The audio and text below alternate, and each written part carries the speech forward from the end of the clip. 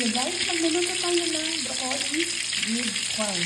So nagpainit na tayo ng mantika. Atin yung bawang. Lagay natin yung sibuyas.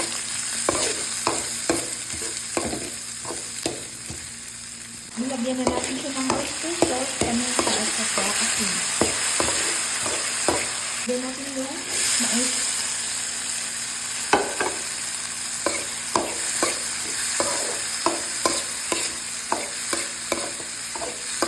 Lagyan natin yung broccoli.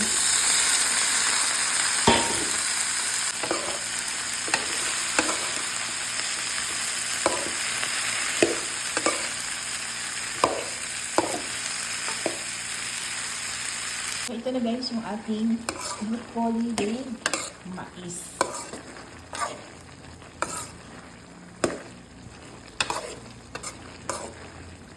Nagprito tayo ng isda na minarinate natin kagabi. Binabad natin siya sa suka, toyo, lemon, at bawang.